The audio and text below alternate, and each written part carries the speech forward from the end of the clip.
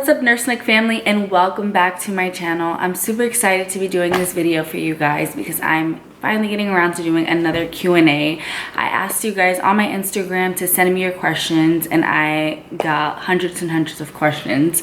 I can't get to them all, but I'm going to try to answer some of my FAQs, some of the questions I get asked frequently. So I'm going to be answering your questions and doing a little get ready with me. This video is sponsored by Clinique Even Better Makeup. So I'm going to be showing you guys how I use this foundation in my daily routine and why I love it so much.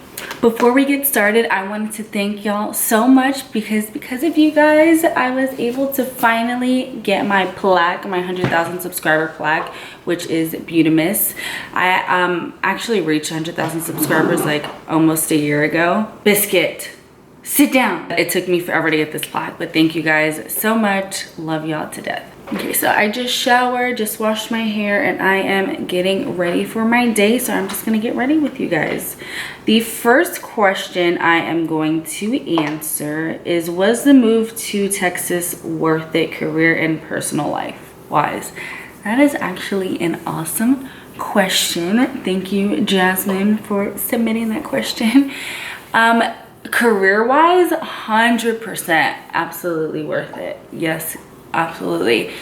I would not have been able to have the opportunities that I do now staying where I was before, especially being in such a high-level trauma center with such awesome staff. The doctors are amazing. There's so much knowledge there, and I am learning a ton. And there's so many opportunities for career advancement there, and I love how my facility offers so many additional education for you. They have like all these symposiums and classes and all these things that you can go to really further your education and knowledge about things, and that is like what I'm huge on. So I'm loving it here. As far as personal life, yes, also I feel like it was worth it. I'm not gonna lie, sometimes I do get homesick. I feel like that's just natural for everybody when you're moving to either a different city, state, moving halfway across the country like I did. It's just natural, but I really am enjoying myself. So yes, it was worth it. Okay, so now for my foundation. This is the Clinique Even Better Makeup, and I'm about to get a little nursey on you guys. I really love this foundation because I feel like this foundation is super healthy. For one, it has SPF in it, and if you are not using some type of SPF product, what are you doing with your life? So this is the shade Latte that I'm using. But SPF is so important, and having a foundation that has SPF makes life a little bit easier because you don't have to remember to put on moisturizer or another product that has SPF because it's just included, so you don't even have to worry about it. Besides having SPF, I love that this makeup is powered by vitamin C and antioxidants, which really helps even out your skin tone and virtually really helps erase dark marks over time. So it's makeup, but it's helping your skin look better without makeup even when you're not using it. This foundation is really good for all skin types. I have oily skin, but it's good for combo skin, dry skin, whatever kind of skin you got, it'll get the job done. And I just love how it gives like a very flawless look, and it feels super light on my face. I don't even feel like I'm wearing foundation. It's just, it feels really light and airy on my face. This brand is really inclusive. They have 56 shades to choose from, and you can visit any Clinique counter to get a 10-day free sample of this awesome foundation. And the great thing about this is it's only $29. I know sometimes foundations can be super expensive. I think that is a steal, $29 for the size that you get and the quality of the product. I think that is a steal.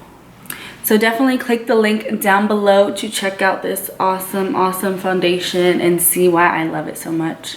So the next question I'm going to answer is, how do I prevent myself from getting sick while working in the hospital? Honestly, when I first started in pediatrics a few months ago, I was sick literally every single week for the first few months. And that was the same thing when I was in the adult ER, but eventually my immune system started building up. But with kids, like, they just have these super germs that just, I can't even explain it. They are just off the chain, these wild germs. They will fight any immune system. They will get you down. So it has gotten much better, especially with good practices.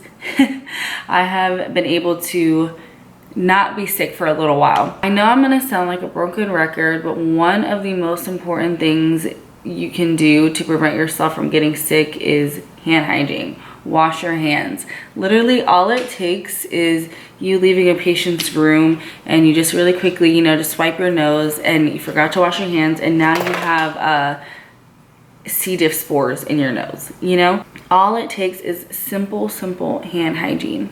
Also, wearing a mask when necessary in your room. If my patient is coughing, or even sometimes if they have a fever, like any kind of infectious process that I think of going on, mask immediately, automatically. Vitamin C supplements are also huge. And honestly, just eating healthy and getting the necessary vitamins that you need, because you just need to equip your immune system with the proper tools and it'll fight off what it needs to fight off. Someone asked, what's my favorite part about being a nurse? So I kind of have two favorite parts about being a nurse. Number one, my first and foremost favorite part is I just really love getting like a sick patient, a sick kid, you know, that's tachycardic or respiratory distress, whatever it is. I love just being able to fix them and stabilize them and like just see their progression. Obviously I'm in the ER, so I can't see like from beginning to discharge when we get a sick patient, but I do get to see like the stabilization process, and I don't know, I love it. I love being able to feel like, wow, like I did something, like I helped this patient get better. It's just very satisfying to me. Another one of my favorite parts, and this is kind of specific to the ER, it's a little bit somewhat, but I love, okay, so I am a very like task oriented person. I love having to-do lists and checking things off as I go. It really just gets me going. That is my shiz. So I love how in the ER, we are constantly doing tasks. So we get a patient, line, labs, fluids, Tylenol, whatever it is that we're doing. I just love like constantly being on the go and be able to check off, you know, okay, I did that. Next, what am I gonna do? Like, what else do I have to do? And it does make the shift go by so fast, and it's like fun to me when I'm like, okay, I have this to do, how can I get this done the quickest, you know? I don't know, that's just something that personally makes me feel good. Someone asked, what happened with you and your boyfriend? Sister, I had to learn the hard way to keep certain things private. So I probably will not talk about any relationship stuff or anything like that for a very long time. Not because there's nothing going on in my life, but because when I had my relationship on social media, I was getting a lot of like craziness and getting crazy messages from crazy people, and I just didn't like the fact that, I don't know, so many people knew like about my personal private life, you know? So maybe when I'm married and have 5 kids, on their 21st birthday, I will share that part of my life. Someone asked, how was my last shift? So I feel like my thoughts on nursing changes every time depending on how my last shift went. So my last shift was a little bit crazy, but I got it all together by the end. But I had some really sick kids my last shift, and I kind of was like a chicken without my head the whole shift, just running around, and was never able to like get on top of my work. So it was a little bit crazy, but you know, I still love what I do. Somebody asked, what's your weekly schedule like as an RN? Is it 3 days off, 12 hours, and the rest of the week? Sorry, I read that totally wrong. Let me redo that. What's your weekly schedule like as an RN? Is it 3 days of 12 hours and the rest of the week off? So I do 3 12-hour shifts per week. The only thing sometimes that I don't like, especially being that I'm night shift, is sometimes not all of my shifts are in a row.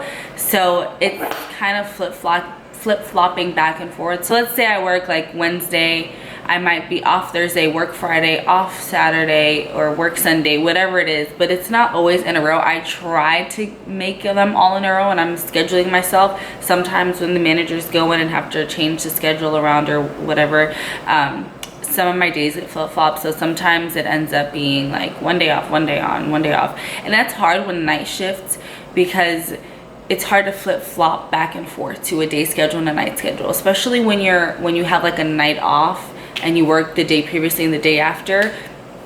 You lose half of that day sleeping, because you have to have some kind of sleep. You can't just run on sleep for 36 hours just to enjoy your day. You have to sleep, and you do lose a good portion of your day sleeping, and that's the part that I don't like. That's why I try to clump all of my days together, so I can get a lot of days off in a row and not have to keep flip-flopping. Somebody asked tips on when college is whooping your soul. Girl, college whooped the heck out of my soul, let me tell you. There was a good portion of college where I was, especially before nursing school, where I was unmotivated and the work was just whooping my soul, as you said. Anatomy was whooping my soul, microbiology was whooping my soul, nutrition was whooping my soul. I was just getting whooped from every single angle. But my tip to you is, one, stay as organized as possible and try to surround yourself with people either with like majors or people that have good study habits. I'm telling you, being around that energy will kind of cast that onto yourself. So when I was in college, I was lucky enough to be in like this, we called it a nursing community, learning community, where we were kind of all in a class together. It was like 30 of us that were all nursing majors, and we kind of had like a powwow once a week. And this was all like through the college. It wasn't like we just made it up ourselves. So we were kind of forced to spend time together and take all of our classes together, which ended up being such a good thing. I actually met like my best friends to this day are from that learning community. But it's awesome to have people that you can study with and people that are like-minded, because it motivates you. If you have a friend or somebody that spending a lot of time with that isn't serious about their work or isn't motivated, it's gonna kind of rub off on you a little bit when you're surrounding yourself with people that want to study, are going to the library, going to do this. It makes you like want to do that as well. Someone asked, how do you use downtime at work? Shawty, what is downtime? Never heard of her, don't know her, she doesn't live here. But every so often I do get some downtime at work.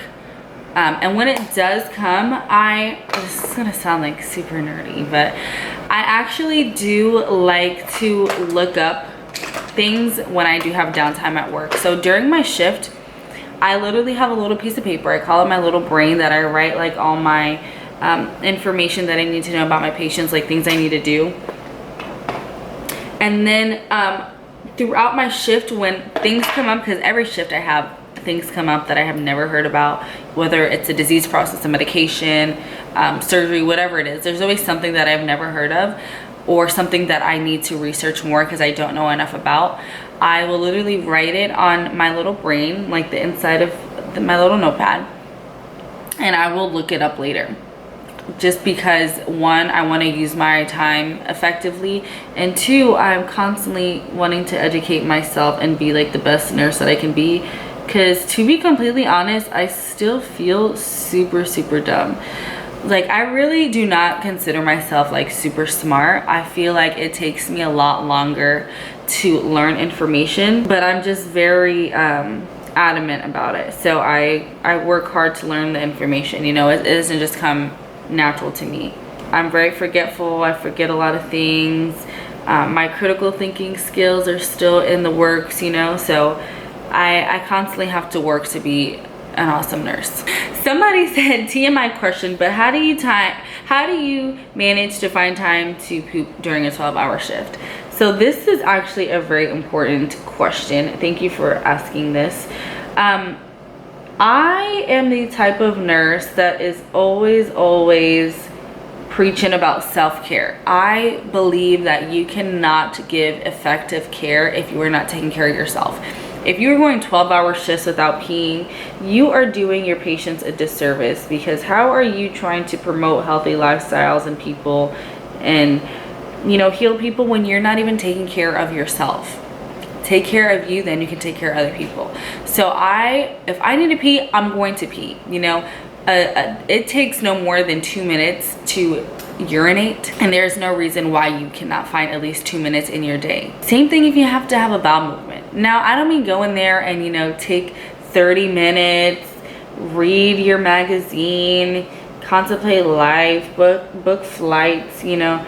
If you really have to go, it's not gonna take 30 minutes to really go. But always find that time to make a little bit of time throughout your shift for yourself. There's no reason that you should feel guilty or not find the time to pee or poop. And I feel the same way with lunches, lunch breaks, food. You should be able to have time to occasionally snack. All it takes is a minute or two, just, you know, take a little bite of something, get right back on the floor.